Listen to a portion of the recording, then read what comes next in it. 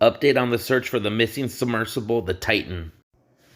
As we all know, the Titan went missing while exploring the wreck of the Titanic with 5 people aboard.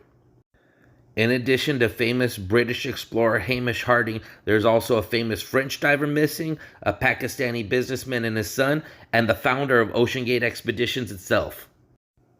If their vessel didn't have a catastrophic implosion, these are some of the dangers that they face: running out of oxygen, hypothermia, flooding, and increased carbon dioxide levels. The first challenge is to locate the Titan. Locating something like this using sonar takes time. Ships passing back and forth in a grid pattern, sweeping the ocean floor with sonar and trying to detect something. The Titan was also designed with multiple ways to adjust its ballast. This would allow it to float back up to the surface in the event of an emergency. Even if they were able to resurface, it's still a race against time. The way the Titan works, the people inside are literally bolted in. So even if they make it back to the surface, they can't let themselves out. The seal is airtight and they can still run out of oxygen. If they are found on the ocean floor, this won't be your typical rescue. The depths that we're talking about here are so deep that there is no rescue submarine in the world designed to go this deep. We're talking nearly 2.5 miles down.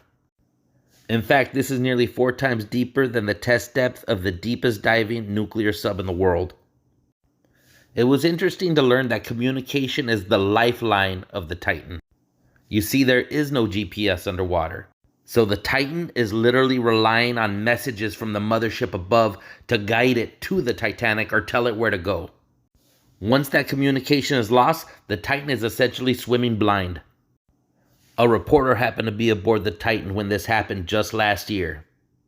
For a 2.5-hour window, the Titan lost the ability to contact its mothership. It then came back to the surface and had to try the descent to visit the Titanic on another day. Have a look at this fascinating clip.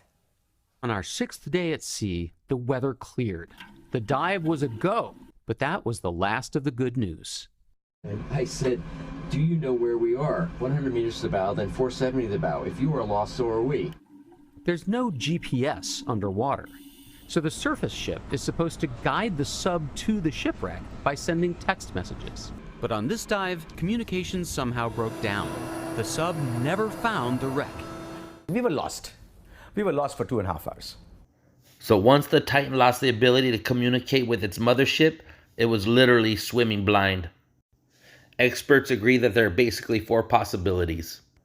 The Titan either suffered a catastrophic implosion, it is somehow stuck or entangled in the wreckage of the Titanic, is sitting somewhere on the ocean floor in the area of the wreckage of the Titanic, or it managed to resurface on its own and it's just sitting out there on the ocean surface waiting to be found.